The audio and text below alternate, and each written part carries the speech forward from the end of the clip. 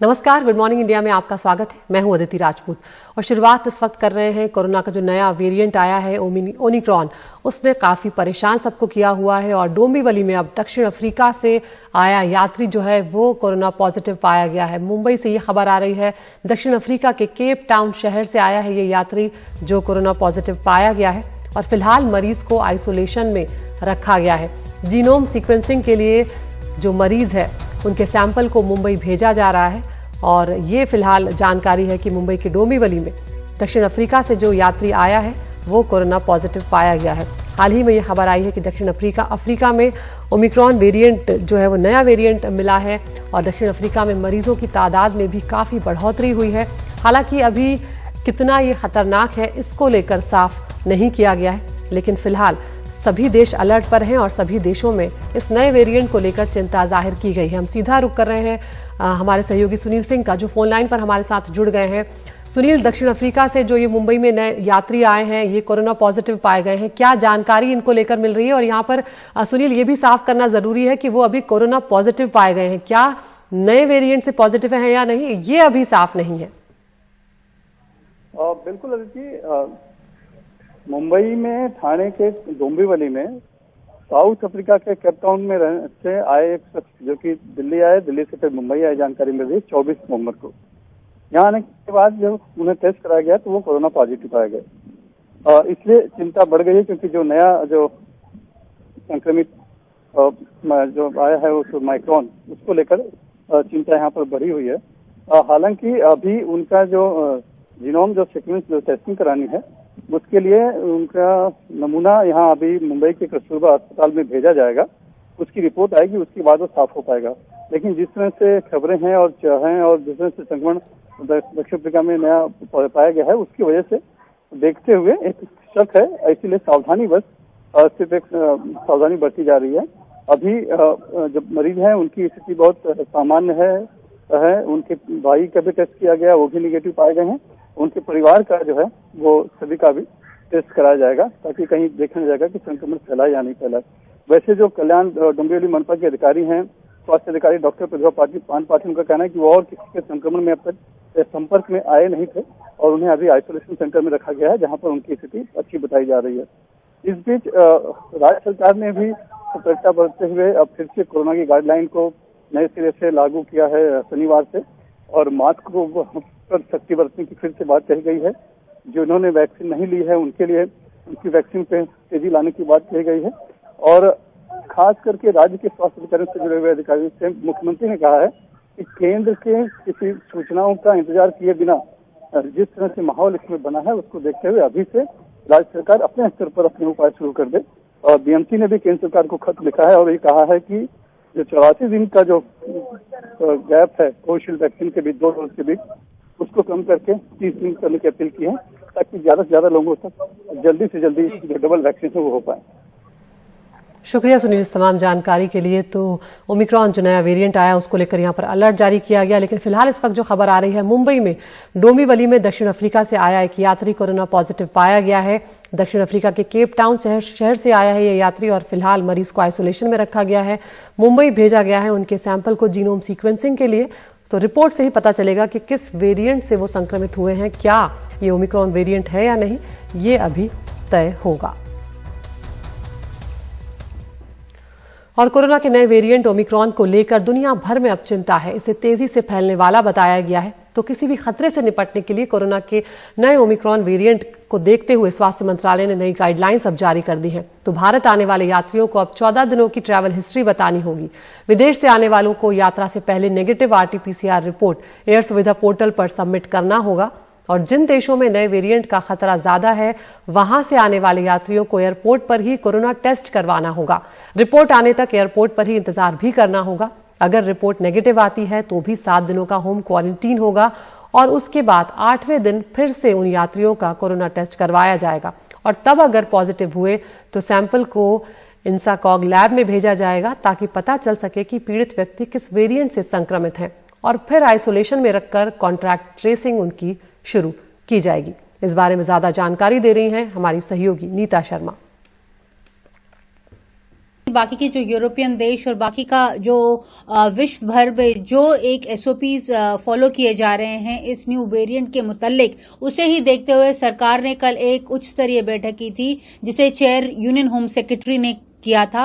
उसमें जो countries of concern है वो 12 कंट्रीज बताई गई थी, जिनमें जो है कंट्रीज ऑफ यूरोप है इंक्लूडिंग यूनाइटेड किंगडम, साथ में साउथ अफ्रीका है, ब्राजील है, बांग्लादेश है, चाइना है, मॉरिशस है, न्यूजीलैंड है, जिम्बाब्वे है, सिंगापुर है, हांगकांग है और इजराइल है। ये कंट्रीज ऑफ कंसर्न बताई गई हैं कि जो एसओपी है 7 दिन तक उन्हें आते ही पहले टेस्ट करवाना पड़ेगा, टेस्ट के बाद भी उन्हें 7 दिन क्वारंटीन रहना पड़ेगा। लेकिन यहाँ पे दिलचस्प बात ये है कि जो मोस्टली जो एयर बबल्स हैं 31 कंट्रीज के साथ भारत की एयर बबल्स हैं। अगर वो अमेरिका से जो भी फ्लाइट्स अगर इंडिया आती हैं तो कहीं जो अगर डायरेक्ट फ्लाइट ना हो तो कहीं ना कहीं वो स्टॉप ओवर यूरोप में करती है। तो क्या उन लोगों को भी ये रूल्स फॉलो करने पड़ेंगे?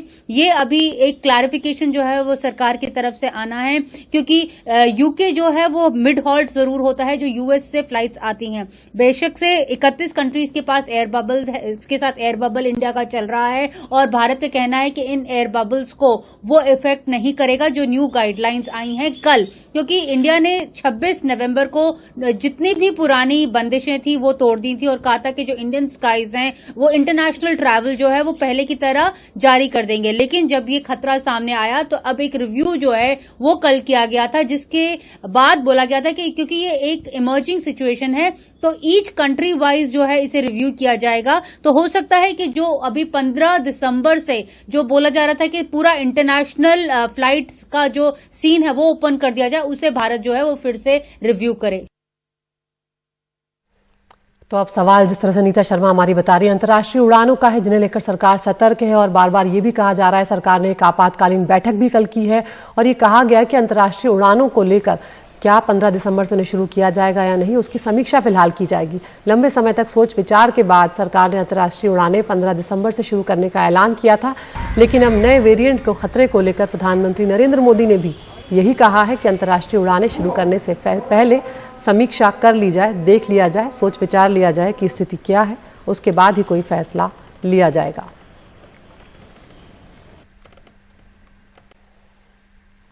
तो गर्म सियासी माहौल के बीच संसद का शीतकालीन सत्र आज से शुरू हो रहा है। केंद्रीय कृषि मंत्री नरेंद्र सिंह तोमर लोकसभा में आज कृषि कानून निरसन बिल को पेश करने जा रहे हैं। इसके अलावा इस सत्र में सरकार 36 बिल लेकर आ रही है और शीत सत्र के पहले दिन किसानों के लिए एमएसपी और बिजली के बिल से संबंधित मुद्दों पर हंगामे के आसार हैं।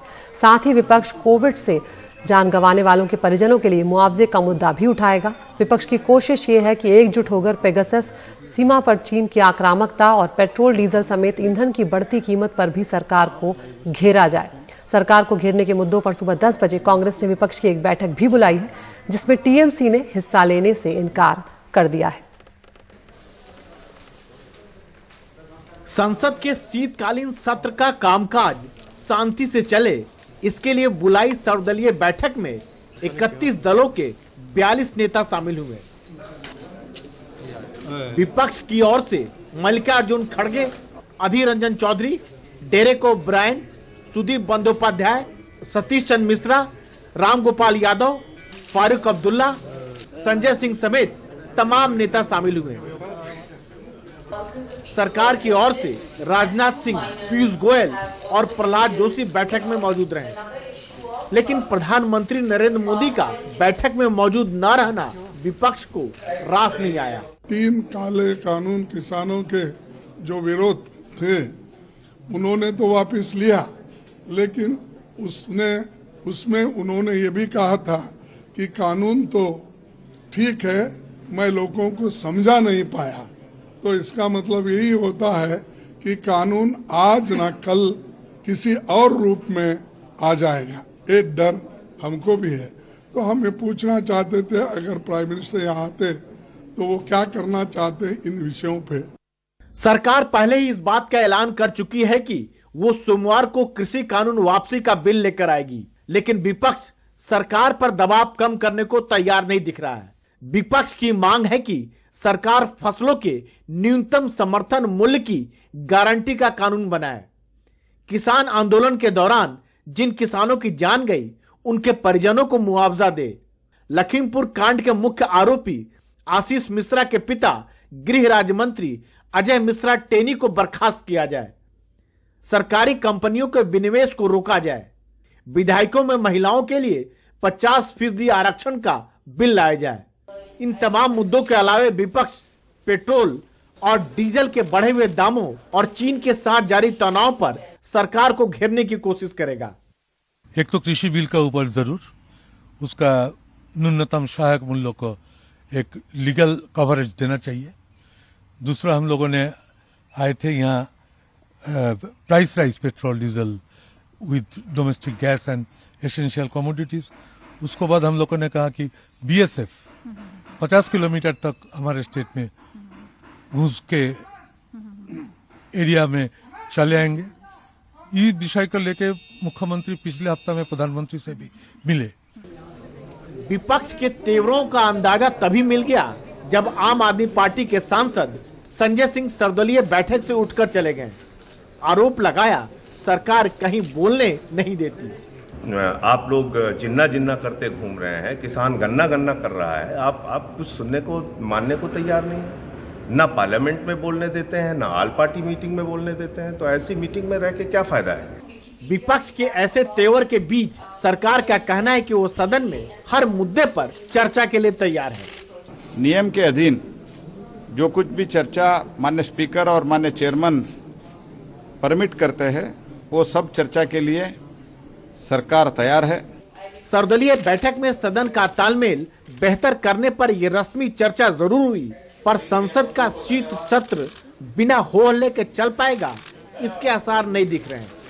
संसद का शीतकालीन सत्र भी मानसून सत्र की तरह हंगामेदार रहने की पूरी संभावना है। हालांकि ऑल पार्टी मीटिंग में टकराव टालने की कवायद तो जरूर हुई, लेकिन कोई भी पक्ष झुकने को तैयार नहीं है, न ही सत्ता पक्ष और न ही विपक्ष। संसद भवन से कैमरामैन मनु नायर के साथ राजीव रंजन, एनडीटीवी इंडिया। देश प्रदेश में बात करते हैं उत्तर प्रदेश की, जहां पर टीईटी यानी टीचर एलिजिबिलिटी टेस्ट का पर्चा लीक हो गया। उसके चलते परीक्षा को रद्द करना पड़ा। ये परीक्षा रविवार को होनी थी। उत्तर प्रदेश पुलिस ने इस मामले में कार्रवाई करते हुए अलग अलग इलाकों से 26 लोगों को गिरफ्तार कर लिया है। उत्तर प्रदेश पुलिस के मुताबिक आरोपियों के पास से paper, mobile phone, pen drive और नोट्स बरामद किए गए हैं। उत्तर प्रदेश के मुख्यमंत्री योगी आदित्यनाथ ने दोषियों पर गैंगस्टर एक्ट लगाने का आदेश दिया है और साथ ही कहा है कि दोषियों की संपत्ति भी जब्त की जाए। उनका कहना है कि 1 महीने के अंदर दोबारा परीक्षा ली जाएगी और इसके लिए छात्रों को कोई शुल्क नहीं देना होगा। आने जाने के लिए बसों में मुफ्त इंतजाम किया जाएगा। आज सुबह जब मुझे एक समाचार मिला कि बीटीसी टीईटी का टेस्ट था, एक गिरोह कहीं से उसने पेपर लीक किया। हमने कहा पूरे पेपर को अभी निरस्त करो, पूरे गिरोह को गिरफ्तार कर लो, उन सभी बच्चों को सकुशल उनके घरों तक पहुंचाओ। 1 महीने के अंदर पारदर्शी तरीके से फिर से परीक्षा आयोजित करो। किसी भी बच्चे से कोई शुल्क अतिरिक्त नहीं लेंगे, उनके आने जाने की फ्री में व्यवस्था देंगे। लेकिन जिन लोगों ने ये शरारत की है, उनके खिलाफ गैंगस्टर के तहत मुकदमा दर्ज हो रहा है। ये जो परीक्षा हुई है, ये भारतीय जनता पार्टी की सरकार में लगातार इसी तरह पेपर लीक हो रहे हैं। इसी तरीके से परीक्षाएं नहीं हो पा रही हैं। आने वाले समय में यही बेरोजगार नौजवान भारतीय जनता पार्टी के खिलाफ मतदान करेंगे और भारतीय जनता पार्टी का सफाया होगा।